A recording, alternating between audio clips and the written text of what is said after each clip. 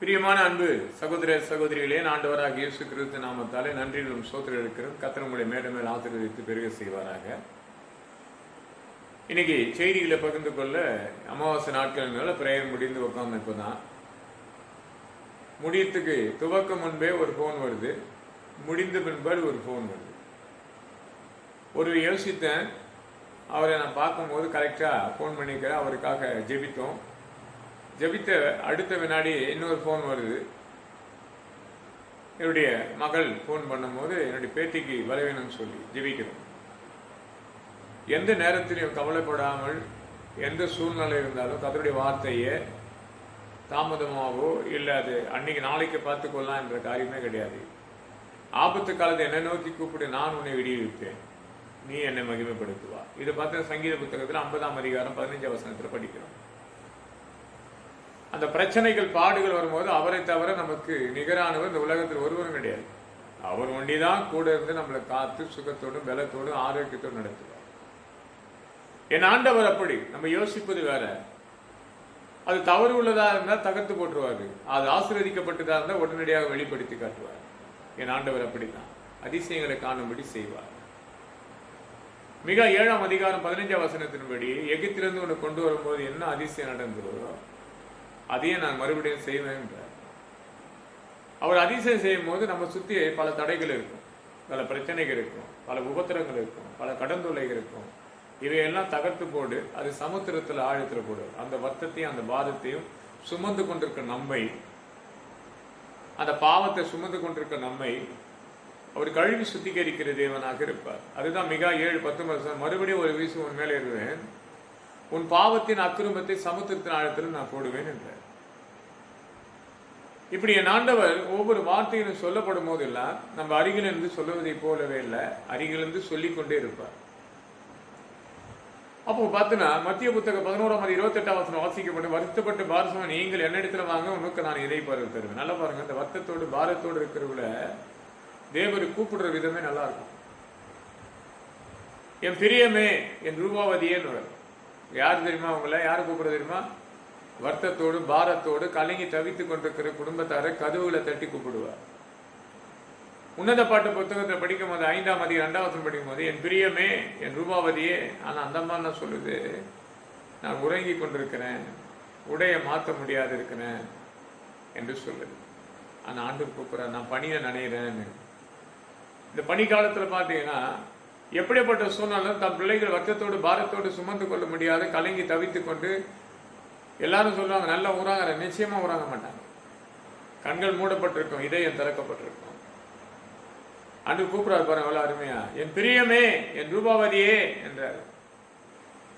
அப்போ ஆண்டவர் கூப்பிடுற விதமே, ஒரு பெண்ணை எப்படி கூப்பிடுறாரு, தன் பிள்ளைகள் எப்படி கூப்பிடுறாருன்னா அதை அழகா கூப்பிடுவார். எத்தனை பேர் வருத்தத்தோடு கலங்கி தவித்து கொண்டு படுத்து கொண்டிருந்தா அவர் கூப்பிடும் போது, உன் வருத்தமும் பாரமும் உன்னை விட்டு விலகனா இயேசு என்ற ரட்சகரை தேடி வந்தேன் என்று சொன்னால் நிச்சயமா கர்த்தர் நினைப்பார். அவங்கள பார்த்தா சொல்றாரு மத்திய புத்தகத்துல 11ஆம் 28ஆம் வசனம் வாசிக்கப்படும் போது, வருத்தப்பட்டு பாரசமா நீங்கள் எல்லாரும் என்னிடத்துல வாங்க, உங்களுக்கு இப்போது இந்த வினாடி இணைப்பார்ல தருவேன். வருத்தத்தோடு பாரம் வந்தா மருத்துவமனை நாடி ஓடுவோம் நிறைய பேர் இல்லையா? மருத்துவர் கேட்கிற மருத்துவர் சொன்னாரு, நான் மருத்துவமனைக்கு வரும்போதுமே ஒரு சில மணி நேரங்கள் முழங்கால் போட்டு ஜெபித்து கடந்து வந்து தான் நான் எல்லா காரியத்தை செய்வேன்ற. அவரு எங்க ஆலோசனை என் ஆண்டவராக இயேசுன்றதுல கேட்கிறாரு. ஏன்னா எத்தனை பேர் வருத்தப்பட்டு பாரசமா வருவாங்களே, எந்த நேரத்துக்கு எந்த மருந்து எழுதணும் என்ற நாணத்தை கொடுக்கிற கர்த்தர் நம்ம கூட இருந்தா தான் முடியும். அதனால்தான் அநேக பலவீனத்தை கொடுத்து கலங்கி வீட்டோட ஒதுங்கி கிடக்கிற எத்தனை பேர் உண்டு. நீங்க கலங்கி நேர்ந்து வீட்டுக்குள்ள மூலியா உட்கார்ந்து அழுது கொண்டு புலவி கொண்டிருந்தால் உன் புலம்பல் ஆனந்த கழிப்பாக மாத்திர கத்திரிடத்தை நீ வந்தாதான் முடியும். சங்கீத புத்தகம் 30ஆம் சங்கீதம் 11ஆம் வசனம் வாசிக்கப்படும் போது, உன் புலம்பலை ஆனந்த கழிப்பாக மாத்திர நீ வருத்தத்தோடு பாரத்தோடு நீ கலங்கி தவித்துக் கொண்டிருக்க அந்த புலம்பலை ஆனந்த கழிப்பாக நான் மாத்தினா என்னிடத்துல வந்து நான் புறம்பாக தள்ள மாட்டேன். யோவான் புத்தகத்தில் சொல்லுவார், என்னத்துல வந்து நான் புறம்பாக தள்ளுவது கிடையாது. நீ வந்தால், நீ பாரத்தோடு வந்தால், வருத்தத்தோடு வந்தால் நிச்சயமா நான் உன் வாழ்க்கையில் ஒரு புதிய காரியத்தை செய்வேன். இனி நீ பயப்படாத. நீ வருத்தப்படுற நிறைய விஷயத்தை கொடுத்து ஏசாயா புத்தகத்தின் 43ஆம் அதிகாரம் 18ஆம் வசனம் வாசிக்கப்படும் போது, வருத்தப்பட்டு பாரசம் நீங்கள் என்னிடத்துல வாங்க, உனக்கு நான் இணைப்பார தருவேன்றாரு. அப்போ அங்க அழகா அழகா சொல்றாரு. இங்க மத்திய 11:28 இப்படி சொல்றாரு. ஆனா ஏசாயா 43:18 சொல்ற முந்தை நினைக்காத பூர்ணத்தை சிந்திக்காத. அநேக காரியத்தை யோசிப்போம். நான் இந்த காலத்துல இப்படி வாழ்ந்தேன், நான் இந்த காலத்துல செல்வ சீமானாக இருந்தேன், ஆண்டு உனக்கு தெரிந்து கொள்ள கொடுக்கும். யோசிங்க. மிக 7:15 சொல்றாரு, எகிப்திலிருந்து கொண்டு வந்தது எப்படியோ அந்த அதிசயத்தை இப்ப செய்வேன்றாரு. இந்த உலகத்துல உனக்கு கொண்டு வந்த காலங்களில் எந்த மாதிரி சூழ்நிலை ரட்சிப்புல கொண்டு வந்தார், எப்படிப்பட்ட பாடுகள் ரட்சிப்புல கொண்டு வந்தார், எப்படிப்பட்ட உபத்திலிருந்து உன்னை மீட்டு எடுத்தார், எப்படிப்பட்ட கஷ்டத்திலிருந்து உன்னை சமாதானத்தை கொடுத்தார், எப்படி கடந்தொழிலிருந்து உன்னை என்ன பண்ண மீட்டு எடுத்து எல்லா தீங்கிலிருந்து எல்லா பிரச்சனையும் எல்லா தீங்கிலிருந்து விலக்கி காத்த கர்த்தர் உன்னோடு பேசி கொண்டிருக்கிறார். பார்க்கிற அன்பு சகோதர சகோதரிகளை அநேக காரியத்தை கொடுத்து புலம்பிக் கொண்டிருக்கிறீர்கள். சங்கீதத்தை சொல்ற 30:11 புலம்பல ஆனந்த கழிப்பாக மாற்றினேன். முந்த நினைக்காத, பூர்ணதை சிந்திக்காத, மற்றவங்க கிட்ட போய் எந்த ஆலோசனை கேட்காத. கர்த்தர் சொல்றாரு, முந்த நினைக்காத, பூர்ணதை சிந்திக்காத, நீ அவமானப்பட்டவங்களை பத்தி வருத்தப்படாத, உன்னை கடினம் பேச பற்றி நீ கோவப்படாத. உன் வாழ்க்கையில் ஒரு புதிய காரியத்தை செய்வான், அது இப்போது தோன்றுன்ற. ஏசாயா புத்தகத்தின் 43:19 வாசிக்கப்படும் போது, உனக்கு ஒரு புதிய காரியத்தை செய்வான், அது இப்போது தோன்றும். இன்னைக்கு உனக்கு சஞ்சலம் இல்லை, போராட்டம் இல்லை, மரணம் இல்லை, நான் சகலத்தை புதிதாக்குன்ற வெளிப்பாடு புத்தகத்தை 21:4-5. உன் வாழ்க்கையில் ஒரு புதிய காரியம் நடக்கணுமா? இனி மரணம் இல்லை, போராட்டம் இல்லை, எல்லாத்தையும் தேவன் எடுத்து போட வல்லவராக இருக்கிற. பார்க்குற அன்பு சகோதர சகோதரிகளை அநேக காரியத்தை கொடுத்து கவலைப்பட்டு கொண்டிருக்கு. அதனால வருத்தப்பட்டு கொண்டு ஒரு பிரயோஜனம் கிடையாது. ஆனால் ஆண்டவராக இயேசு கிறிஸ்து முழு உள்ளத்தோடு முழு ஆத்மாவோடு அவரை நோக்கி நீ பார்த்தால் அவர் பிரகாசமடி செய்வார். சங்கீதம் நல்லா இருக்கும். சங்கீதம் 34:5 அவர்கள் அவரை நோக்கி பார்த்தார்கள், முகங்களோ பிரகாசம் அடைந்தது, வெக்கப்பட்டு போகாதபடி கர்த்தர் செய்வார். யாரு அவரெல்லாம் நோக்கி பார்க்கிறார்கள்? நோக்கி பார்த்தவர்கள் 18 ஆண்டுகளாக நிமிர முடியாத ஒரு சகோதரி கூப்பிட்டு நோக்கி பார்த்தா கடவுள். லூக்கா புத்தகத்தில் 13:12 தேவாலயத்தில் பிரசங்கி கடந்து போகும்போது 18 ஆண்டுகளாக நிமிர முடியாத ஒரு கூனி இருக்கிற அவரை கூப்பிடும் போது நோக்கி முகத்தை பார்த்தா அந்த பார்த்த முகத்துல சொல்றாரு, 18 ஆண்டுகளாக பிசாசின் சந்தரத்துல கட்டப்பட்ட சகோதரியை கட்டவிழ்க்கப்படுகிறார். இன்னைக்கு உன் கட்ட வைக்கப்பட போகுது. இதை பார்க்கப்படுகிற நேரத்தில் உன் கட்ட வைக்கப்பட்டதை கொடுத்து சாட்சியா இருக்க போகுது. இந்த செய்தி கேட்கும் முன்பே உன்னை தேடி ஒரு அதிசயமான காரியம் நடக்க போகுது. மிகா 7:15 படி கர்த்தர் உன் அதிசயங்களை காணும்படி செய்ய போகிறார். எத்தனையோ கவலை கொடுத்து வருத்தப்பட்டு கொண்டிருக்கிறார். உன் வருத்தெல்லாம் கண்ணுக்கு முன்பாக அந்நிய கண்கள் இல்லை, சொந்த கண்களை காணும்படி கர்த்தர் செய்ய போகிறார். எவ்வளவு மனநலமை தெரியுங்களா? அந்நிய கண்கள் இல்லை, சொந்த கண்ணில் காணும்படி செய்வேன். வாழ்க்கையில பல வருத்தங்கள் போராட்டம் வந்தா ஒருத்தன் பார்த்தீங்கன்னா வருத்தங்கள் ஏற்படுது, மன வருத்தங்கள் கலங்கி தவிர இரவு முழுவதும் பேசப்படுறான். கடற்கரையில் அலைகளை வளைத்து கொண்டிருக்கிறான் இல்லையா? லூக்கா 5:2 அவன் அழைத்து கொண்டிருக்க ஆண்டவராக இயேசு கடந்து வருத்தத்தை பார்த்து கடந்து போகிறார். பேதுரை பார்க்கிறாரு, கூப்பிடுறாரு, உன் படுக்கை கொடுன்றாரு. நீ கொடுத்தாதான் உன் ஆவி ஆத்மா சரியில்லை. நீ கொடுத்தாதான் உனக்கு இருப்பது போதும் என்று மனதோடு கொடுத்து உதவி செய்கிற ஆண்டவருக்கு கொடுத்து பாருங்க, நிச்சயமா ஆசீர்வதிப்பார்.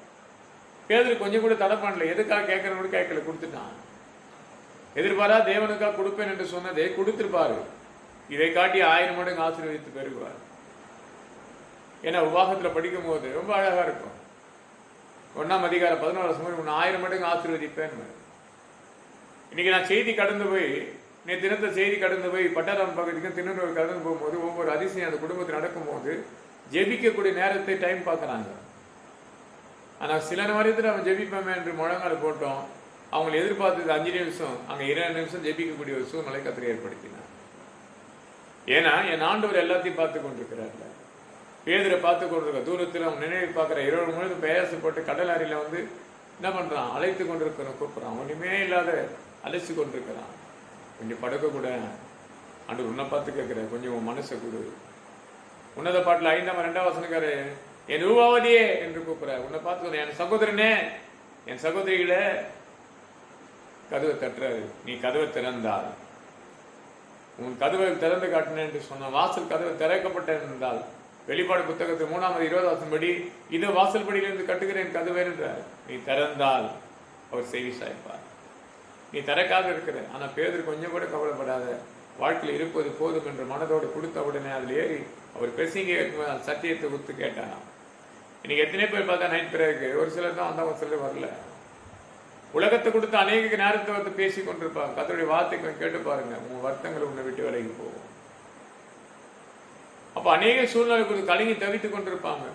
நீ வந்தால் தான் அந்த கர்த்தர் உனக்கு அதிசயங்கள். ஆனால் பேதுருக்கு அதிசயம் நடக்குது பாருங்க.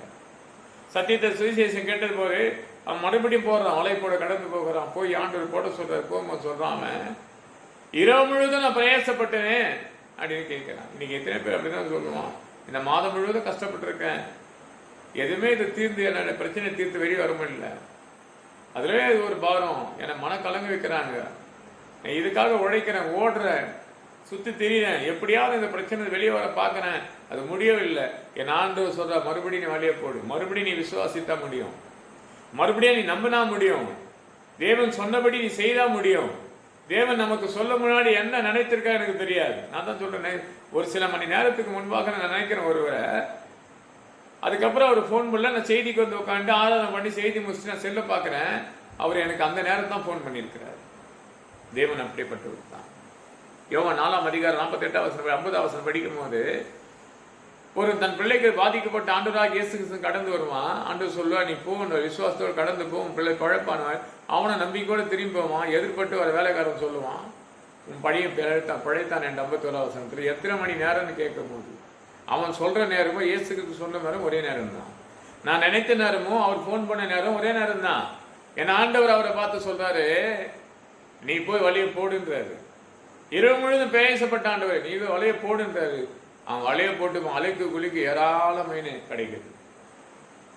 அது விற்று கொடுத்த கடத்தை தீர்க்கக்கூடிய, குடும்பத்தின் தேவையை சந்திக்கக்கூடிய, உடனடியாக பதிலளிப்பேன் கர்த்தர், உன்னை அதிசயங்களை காண பண்ணுவேன் என்று சொன்ன கர்த்தர் அதிசயத்தை காணும்படி பேதருக்கு செய்து முடித்தார்.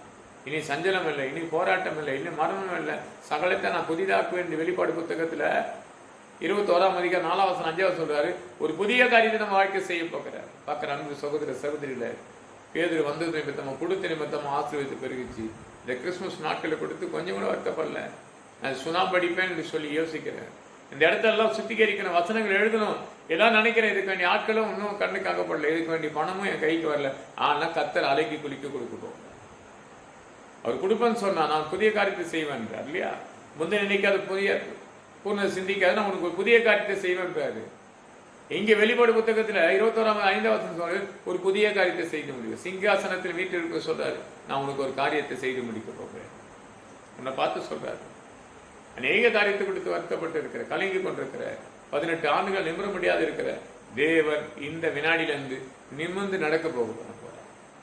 தன் தாய் வயிற்றில் பிறந்ததுலேருந்து கஷ்டப்பட்டு நிற்கிறேன், வேதனைப்பட்டு கொன்ற, யாரும் எனக்கு கலந்தூக்க தூக்கல். அப்போஸ்தலர் புத்தகத்தின் 3ஆம் அதிகாரம் 5ஆம் வசனப்படி, எனக்கு வெள்ளியும் பொண்ணும் கிடையாது, உனக்குள்ள சமாதானத்தை சந்தோஷம் கொடுக்க வார்த்தை உண்டு. அவன் எழுந்தான், நடந்தான், பயணித்தான். கர்த்தர் வாழ்க்கையில் ஒரு புதிய காரியத்தை செய்து முடித்தார். உன் வாழ்க்கையில் ஒரு புதிய காரியம் செய்து முடித்தார். உனக்கும் செய்து முடித்தார், எனக்கும் செய்து முடிக்க போறார். இந்த ஆலயத்தின் ஆத்தும் ஆதாயத்தை ஏராளமா தாராளமா கொடுத்து ஆசீர்வதிக்க போகிறார். எதை கொடுத்து கவலைப்படாதபடி வசனத்தை வல்லமை நீக்கி குணப்படுத்த போகிறார். சகல கட்டு அடித்து பரிசுத்தமாக்க. கர்த்தர் வார்த்தை கேளுங்க, விசுவாசிங்க, கர்த்தர் உங்களை மேல மேல ஆசீர்வதிப்பாராக. இந்த வார்த்தை கர்த்தர் ஆசீர்வதிக்காக ஜெபிப்போமா. என் அன்பால் நேசிக்க நல்ல பிதாவே, கிருபைக்காக சோதரிக்கிறோம், வல்லமைக்காக துதிக்கிறோம் சாமி. இந்த அமாவாசை நாட்களிலே ஆண்டவரே, நீ என்னோட மறைச்சு வெளிப்பட்ட வார்த்தைகளுக்காக சோதரிகத்தா.